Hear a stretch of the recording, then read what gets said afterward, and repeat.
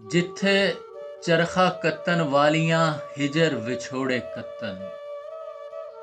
ਜਿੱਥੇ ਜੰਮਦੇ ਸਾਰ ਨਿਆਣੇ ਗੁੜਤੀ ਜ਼ਹਿਰ ਦੀ ਚੱਟਣ, ਜਿੱਥੇ ਪੱਗ ਸੰਭਾਲਣ ਵਾਲੇ ਪੈਰੀਂ ਪੱਗਾਂ ਰੋਲਣ, ਕਣਕ ਅਸਾਡੇ ਖੇਤ ਦੀ ਖਾ ਕੇ ਬੋਲੀ ਗੈਰ ਦੀ ਬੋਲਣ, ਜਿੱਥੇ ਘਰ ਦੀ ਸਰਦਲ ਉੱਤੇ ਰਾਤ ਅਸਮਾਨੋਂ ਵਸੇ, ਜਿੱਥੇ ਗਲੀਆਂ ਅੰਨੀਆਂ ਹੋਵਨ ਰਸਤਾ ਕੋਈ ਨਾ ਦੱਸੇ, ਜਿੱਥੇ ਹੱਡੀਆਂ ਪੁਰ ਡਿੱਗਣ ਅਥਰੂ ਸੁੱਟਣ ਮਾਵਾਂ, ਜਿੱਥੇ ਹੌਕੇ ਦੇਣ ਦੁਹਾਈ ਅੰਦਰੋਂ ਨਿਕਲਣ ਹਾਵਾਂ,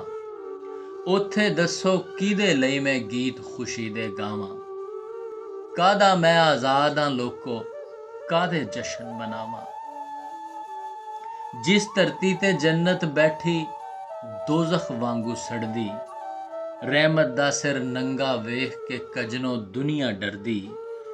ਜਿੱਥੇ ਦਿਨ ਦੇ ਚਾਨਣ ਅੰਦਰ ਰਾਤ ਦੇ ਨੇਰੇ ਨੱਚਣ,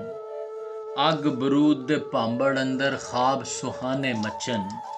ਜਿੱਥੇ ਸਾਵਾਂ ਗਿਰਵੀ ਰੱਖ ਕੇ ਆਪਣਾ ਮਾਸ ਬਚਾਵਨ, ਜਿੱਥੇ ਭੁੱਖ ਮੁਕਾਵਨ ਖਾਤਰ ਲੋਕੀ ਮੋਹਰਾ ਖਾਵਨ,